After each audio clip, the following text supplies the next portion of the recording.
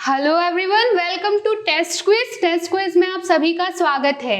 आज की क्लास में हम देखने वाले एक नया चैप्टर जिसका नाम है रेखा, कोण एवं त्रिभुज, जिसे हम कहेंगे लाइन, एंगल एंड ट्राइंगल। ठीक है, तो जैसे जैसे हम इसके क्वेश्चंस करेंगे हम उसके कॉन्सेप्ट्स को साथ ही साथ समझते जाएंगे। ठीक है, जैसा कि आपने अपने प्रीवियस क्लासेस में आपने ये सब देखा ही होगा कि रेखा क्या होती है। एक सीधी स्ट्रेट लाइन को हम रेखा कहते हैं। ठीक, वहीं अगर हम कोण की बात करें तो जो दो रेखाएं जिस पॉइंट पे मिलती है वहां पे हमें एक एंगल बनता हुआ दिखाई देता है। कहने का मतलब ये दो रेखाएं इस पॉइंट पे मिल रही है तो यहाँ पे एक एंगल बनता हुआ दिखाई दे रहा है, जिसे हम क्या कहते हैं, इसे ही हम एंगल या फिर कोण कहते हैं। और त्रिभुज क्या होती है, जहाँ पे तीन जो रेखाएं हैं आपस में मिलके एक बंद स्ट्रक्चर फॉर्म करती है, यही आपका क्या कहलाता है, त्रिभुज और ट्राइंगल। ये तो बात हुई बहुत ही बेसिक नॉलेज की। हम इस पे करेंगे कुछ क्वेश्चंस ताकि हमें कुछ और इनके बारे में पता चले। ठीक है, चलिए स्टार्ट करते हैं। तो सबसे पहला क्वेश्चन आपका यहाँ पर ये है कि निम्न में से न्यून कोण नहीं है। अब आप सोचेंगे कि यहाँ पर न्यून कोण का मतलब क्या होता है। न्यून कोण वो कोण होता है जिसका मान 90 डिग्री से कम होता है। अब यहाँ पर आप लिखेंगे इसका डेफिनेशन, न्यून कोण वह कोण होता है जिसका मान 90 डिग्री से कम होता है।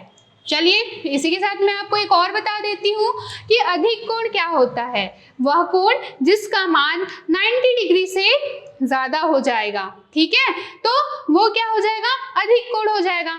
अब वही अगर हम बात करें कि कोई एंगल अगर 90 डिग्री का है तो वो क्या हो जाएगा, वो होता है समकोण। ठीक है, राइट एंगल। ठीक है, इस तरह से हमने तीन तरह के कोण को समझा।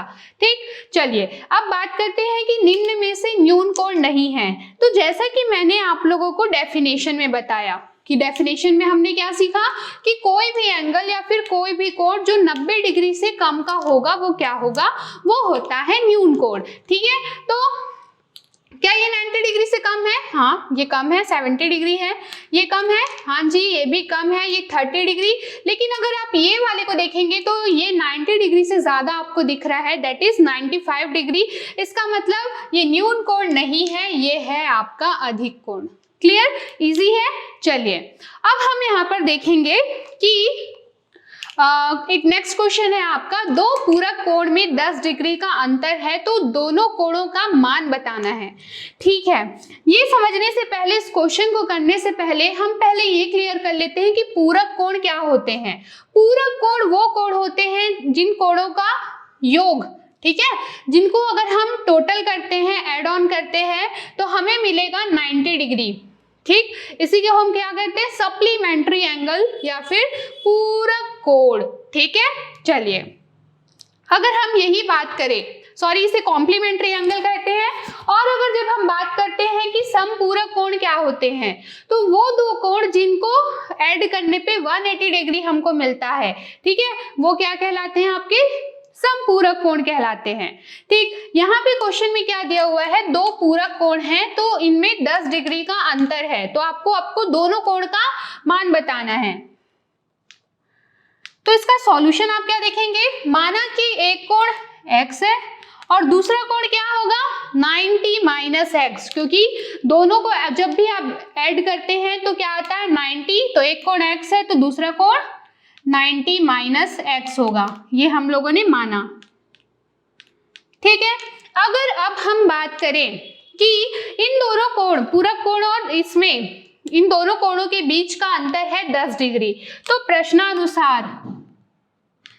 के अनुसार आप क्या करेंगे, x minus 90 minus x is equals to कितना है, इन दोनों के बीच का अंतर 10 डिग्री है।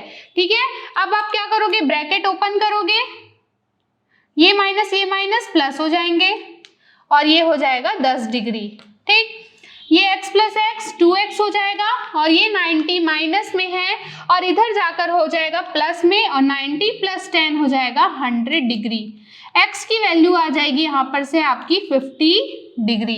ठीक है, तो हमने पहला कोण तो निकाल लिया भाई कि x की वैल्यू क्या हो गई, 50 डिग्री। ठीक, अब अगर हमसे दूसरा कोण हमने क्या माना था, दूसरा कोण दूसरा कोण माना था ये 90 माइनस एक्स, तो कर दीजिए 90 माइनस एक्स, 90 माइनस 50 डिग्री और ये आंसर आ गया आपका 40 डिग्री। क्लियर है, बहुत इजी है क्वेश्चन, बस हमें दो पूरक कोण में 10 डिग्री का अंतर है इतना बताया गया था। इसके लिए अगर आपको पता है, ठीक है, अगर आपको पता है कि पूरक कोण क्या होता है, जो जिन दो कोणों का योग 90 डिग्री होता है, ठीक है, उससे आप समझ लेंगे कि पहला कोण x माना आपने, दूसरा कोण 90 माइनस एक्स, क्वेश्चन के अकॉर्डिंग आपने उसका अंतर लिखा और आपके x और 90 माइनस एक्स मतलब कि दोनों कोणों की वैल्यू आ गई। क्लियर हुआ? चलिए बढ़ते हैं हमारे अगले क्वेश्चन की तरफ। तो नेक्स्ट क्वेश्चन है 2.5 समकोण और एक पूर्ण कोण में डिग्रियों की संख्या क्या होगी। सबसे पहले मैं आपको यहाँ पे ये कॉन्सेप्ट बताना चाहूंगी कि समकोण का मतलब है राइट एंगल, का मतलब है कि वो एंगल जिसका एंगल का मान, एंगल की वैल्यू 90 डिग्री होती है, वो कहलाता है समकोण, ठीक है। और वहीं अगर हम बात करें कि पूर्ण कोण क्या होता है, वो एंगल जो कंप्लीट उस एंगल को कंप्लीट करता है, ठीक है, अपने नाम में ही उसका नाम है कि वो एक पूर्ण कोण है, इसलिए उसकी वैल्यू होती है 360 डिग्री, ठीक है। ये तो हमने समझा कॉन्सेप्ट। अब आते हैं हम इस क्वेश्चन के ऊपर। तो क्वेश्चन क्या कहता है? क्वेश्चन कहता है कि 2.5 समकोण, ठीक है। तो 2.5 समकोण चलिए देख लेते हैं। 2.5 मतलब कि 2 and 1.5, ठीक है, 2 और 1/2, ठीक है, और उसका इंटू करेंगे हम 90 डिग्री के साथ। क्या मैं इसको ऐसे लिख लूं, 2 2 4 और ये 5/2 इंटू 90 डिग्री, ठीक, ये 45 हो जाए, हाँ ये 45 हो जाएगा, ठीक। अब इसको मल्टीप्लाई कर दीजिए, ये आ गया आपका 225 डिग्री, ठीक है। तो 2.5 समकोण की वैल्यू क्या आ गई? 225 डिग्री। और पूर्ण कोण का मान कितना होता है? पूर्ण कोण बराबर होता है 360 डिग्री। इसी तरह से आपको पूछा गया है कि एक 2.5 समकोण और एक पूर्ण कोण में डिग्रियों की संख्या क्या है।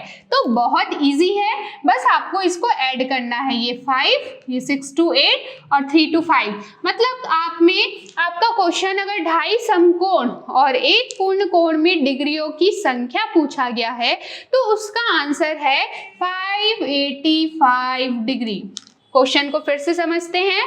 क्वेश्चन में कहा गया था कि 2.5 समकोण और एक पूर्ण कोण में डिग्रियों की संख्या आपको बतानी है। तो हमने पहले 2.5 समकोण की वैल्यू निकाल ली। तो 2.5 समकोण का मतलब क्या है? 2.5 इंटू समकोण मतलब 90 डिग्री। हमने वो वैल्यू सॉल्व की तो हमारे पास आया 225 डिग्री। पूर्ण कोण का मान होता है 360 डिग्री और इस तरह से इन दोनों ही डिग्रियों को ऐड करने पे हमें मिल गया 585 डिग्री। ठीक है, इस तरह से हमने इस क्वेश्चन को भी कर लिया सॉल्व। अब हम समझते हैं, हम बढ़ते हैं अपने अगले क्वेश्चन की ओर। ठीक है, this is our next question and question आप देख पा रहे हैं स्क्रीन पे। इसमें आपको क्या करना है? ए की वैल्यू को फाइंड आउट करना है, ए की वैल्यू निकालना है। तो इस तरह से आप देख पा रहे हो। अच्छा, इसके लिए मैं आपको एक कॉन्सेप्ट ये बताना चाहूंगी कि किसी भी एक रेखा में बनने वाला ये जो कोण होता है ये होता है 180 डिग्री का। अगर ये पूरा ऐसे कंप्लीट हो जाता तो ये पूर्ण कोण कहलाता 360 डिग्री, लेकिन ये सिर्फ आधा एंगल बना रहा है। ठीक है, उस रेखा पे आधा एंगल बना रहा है। इसका मतलब इस कोण का मान होगा 180 डिग्री। इसका मतलब क्या हम ये कह सकते हैं कि a + 15 + 45 और a + जो 30 डिग्री है, इन तीनों को अगर आप जोड़ते हैं, इन तीनों को अगर आप एड ऑन करते हैं तो आने वाला जो एंगल होगा वो 180 डिग्री के बराबर होगा। चलिए देखते हैं। a + 15 + 45 + a + 30 is equals to क्या हो जाएगा? 180 डिग्री। अब हम ऐड कर देते हैं नंबर्स को, तो ये कितना हो गया? 60 + 30 90 डिग्री और ये क्या हो गया? a + a 2a + 90 degree equal to हो गया 180 डिग्री।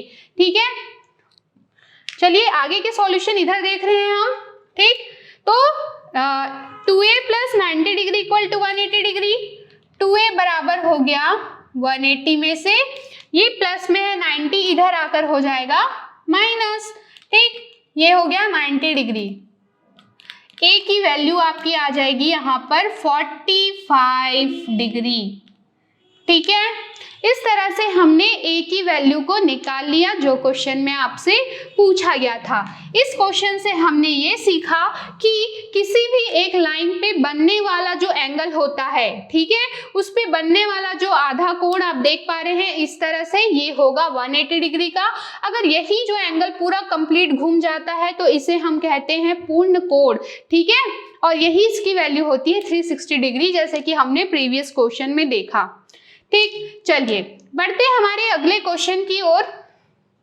तो क्वेश्चन में ये कुछ इस तरह का आपको स्ट्रक्चर दिया हुआ है और कहते हैं कि एंगल 1 की वैल्यू है 135 डिग्री और एंगल 4 की वैल्यू है 45 डिग्री। ठीक है, तो आपसे पूछा गया है कि एंगल 2 एंड एंगल 3 इसकी वैल्यू क्या होगी। तो बहुत ही इजी है, इस क्वेश्चन का आंसर आप देखते ही बता सकते हैं। अगर आपको पता है कि जो शीर्षाभिमुख कोण होते हैं वो आपस में बराबर होते हैं। अब आप सोचेंगे कि शीर्षाभिमुख कोण क्या होते हैं, तो मैं यहाँ पे एग्जांपल बता सकती हूँ कि एंगल 1 का जो शीर्ष में जो सामने में सम्मुख कोण है वो है 3। ठीक है, तो यहाँ पे एंगल 1 और एंगल 3 जो होंगे वो हो जाएंगे बराबर। उसी तरह एंगल 4 के शीर्षाभिमुख में होता है एंगल 2, तो ये दोनों कोण भी हो जाएंगे आपस में बराबर। इसका मतलब एंगल 1 बराबर एंगल 3, चूंकि हमें एंगल 1 की वैल्यू पता है वो है 135 डिग्री, इट मीन्स कि एंगल 3 की वैल्यू भी आ गई आपकी 135 डिग्री। ठीक है, अब हम बात करते हैं एंगल 2 एंड एंगल 4 की। ठीक है, कोण 2 और कोण 4 की वैल्यू वो दोनों भी आपस में एक शीर्षाभिमुख कोण हैं। ठीक है, और दो शीर्षाभिमुख कोण आपस में बराबर होते हैं, ये तो हम लोगों ने सीख लिया है। तो अगर कोण एंगल 4 की वैल्यू जो 45 डिग्री है तो एंगल 2 की भी वैल्यू 45 डिग्री हो जाएगी। ठीक है, इस तरह से हमने ये क्वेश्चन भी किया कंप्लीट। तो आज की क्लास में हमने क्या सीखा, हमने सीखा कि न्यून कोण क्या होते हैं, जो होते हैं 90 डिग्री से कम। उसके बाद हमने पूरक कोण के बारे में समझा कि दो एंगल्स का योग अगर 90 डिग्री है तो वो क्या हो जाएगा, पूरक कोण। ठीक है, उसके बाद हमने पूर्ण कोण भी देख लिया। कोई भी किसी भी लाइन में इस तरह से एंगल बनता है तो उनका योग कितना होता है, 180 डिग्री। और हमने देखा कि शीर्षाभिमुख कोण आपस में बराबर होते हैं। आज की क्लास के लिए इतना ही, मिलते हैं अगले क्लास में कुछ और क्वेश्चंस के साथ, कुछ और कॉन्सेप्ट्स के साथ। तब तक के लिए stay blessed, stay home, thank you.